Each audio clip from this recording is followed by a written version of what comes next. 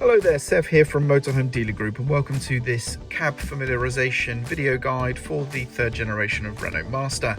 This video is going to basically get you up and running so that you can locate the important controls, know how to use them, and know how to operate the vehicle based on knowledge of where all the important things are in the cab. Now, please do bear in mind, of course, that the specification levels of these vehicles do vary, and there's also aftermarket equipment to factor in as well that can change your vehicle in comparison to this subject vehicle you see here. So there may be things in this video that your vehicle doesn't have, or your vehicle may have things that this vehicle doesn't have.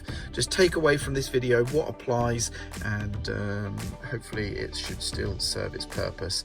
Now, this video does not go into anything like troubleshooting or anything more in depth.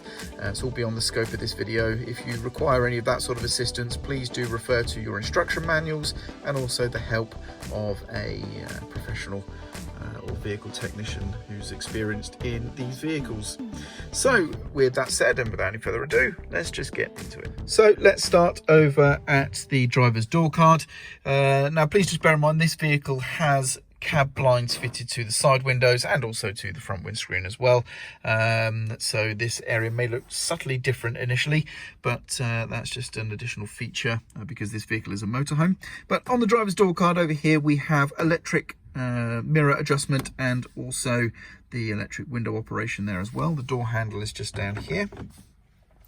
To the side of the steering wheel here, we have several buttons and controls. So we have your headlight angle adjustment just here on this dial. We have your parking sensor disable just here, and when you press that, if I turn the ignition on, when you press this button, you'll get a red light or LED inside the button to show you that the parking sensors have been disabled. And then this button here is for the grip control feature of this particular vehicle. Now I will do a separate video guide for this as well, just to cover the functionality of that.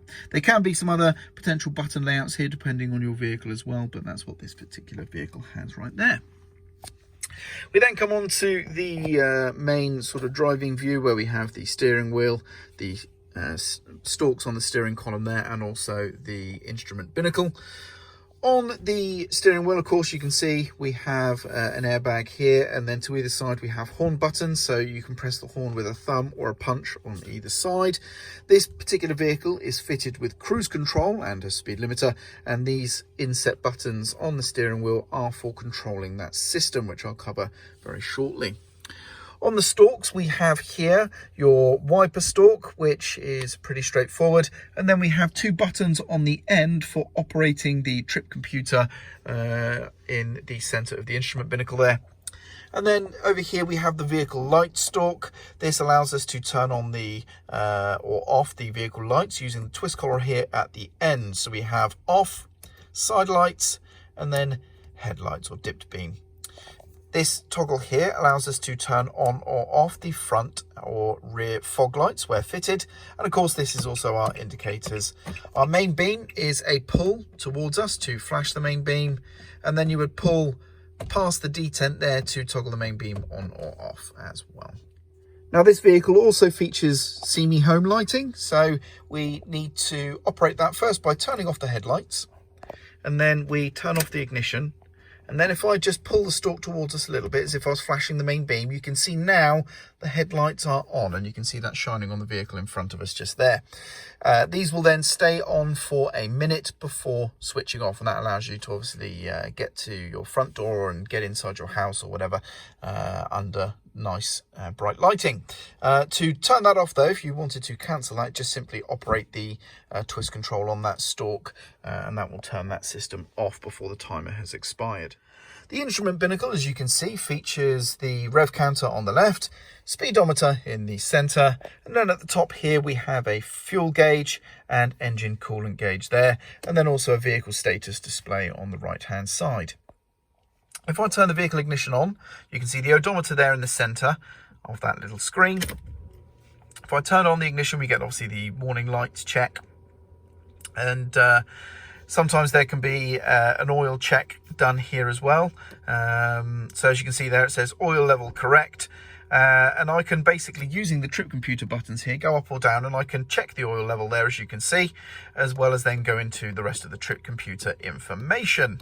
So just to go through what we see here, so if we take the screen here where you can see the time and the temperature and the odometer as the sort of starting screen, I'm just pressing the up button now on the side of the stalk here. We have standard highway mode. That is in relation to the grip control system that is operated there, and please see the separate video guide that we'll make for that to explain what that's doing.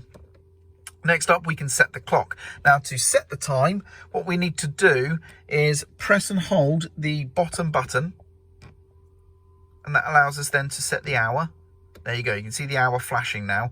Now, you can only press the up button here. The down button will not work. So if I want to go down to 10 o'clock, it won't work. I have to press the up button to go through and round robin. But I can press and hold the button, and then you'll see the numbers zip on round nice and quickly, so I can then get round to wherever I want it to be. But it is actually set correctly, so I'll set that back to 11.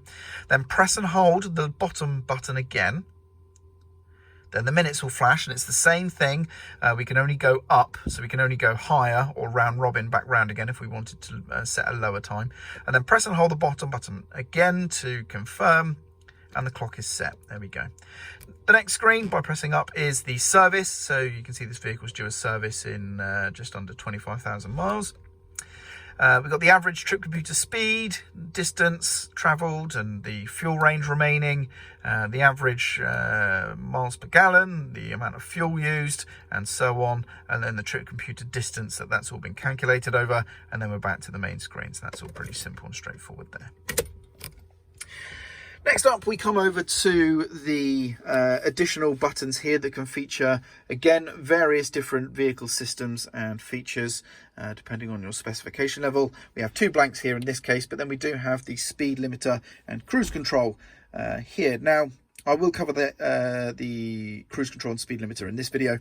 So the speed limiter is operated by pressing up. So if I turn the ignition back on again, and then what we're going to see is press the speed limiter, and it says speed limiter, and it shows a blank mile per hour because we haven't set a speed at the moment, and we have the little indicator lamp to show that that is enabled. Likewise, put the rocker switch back to the middle position, that turns that off. If I press the rocker switch down, that's cruise control, and it will say cruise control, and we can see a cruise control symbol has appeared there as well. To operate the cruise control, we're simply going to, or speed limiter, simply choose the respective mode we want, and then we press up when we get to the speed that we wish to either limit ourselves to or to hold. You can then modify that speed up or down using these buttons, and then cancel or resume are these two buttons here. It's as simple as that. We have the gear stick just here now. There is next door to it a 12-volt socket just there with a little cap just to protect it. The gear lever, as you can see here on this particular vehicle, is a 6-speed manual, standard H pattern, and the reverse is activated by a pull collar up and then over and to the left of first gear. This particular vehicle also features sensors, which you can now audibly hear beeping for us. And there we go. Next up, we have the entertainment unit here in the centre and storage compartment. This is an aftermarket entertainment unit. This is not standard on this particular vehicle. Below that, we then have the ventilation control. So we have fan speed, fan temperature, and fan position. Nice and simple. And then these are also buttons. So this is air recirculation toggle. This is the air conditioning toggle. And this is the mirror demist or rear screen demist, depending on your vehicle as well. To the side here, again, this is an aftermarket piece of equipment here. This is a little warning lamp that will indicate to let us know if we've disabled any airbags or if there is an airbag fault. We have storage compartment just there. That's the passenger airbag in that unit there. We also have a storage compartment here in the center, which is very nice. Up in the dome light control area, you can see here we have dome lights and map lights for the driver and passenger. This button here is your lock for locking the vehicle, and then this one here is of course your hazard warning lights. Otherwise, we have sun visors with little storage or paper slip things in there. It's all pretty standard vehicle stuff at this point though. Your fuse box, by the way, is just behind that little compartment just here if you needed to access the vehicle fuse box. The seats here are not the standard seats. These have been changed for ones that swivel, and that's the swivel mechanism just there in this particular vehicle. But so your seats may differ just a little bit there. Underneath this steering column here, there is a lever. Pull that up and we gain then adjustment or height adjustment there of the steering column. And of course, when you're done, just make sure the lever is locked back in place. On the side of the dashboard to the driver or passenger side, you may have a control like this, and this is pushed in and turned, which enables us to enable or disable the airbag there. Okay, as you can see, and just double check you have the corresponding warning light illuminate or extinguish, depending on whether or not you're enabling or disabling the airbag, to make sure that definitely has worked as well. To access the fuel filler, it's just here behind the passenger door, but we do need to open the passenger door for us to be able to open this panel, and there is the fuel filler just behind. The bonnet release catch is found in the passenger footwell. Just to the side here, we have this lever, which is going to give a pull, and that will release the bonnet.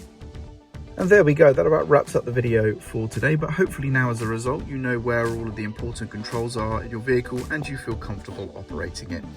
Now of course there is going to be an accompanying video guide for the underbonnet area, so if you are interested in that then please do check that out as well.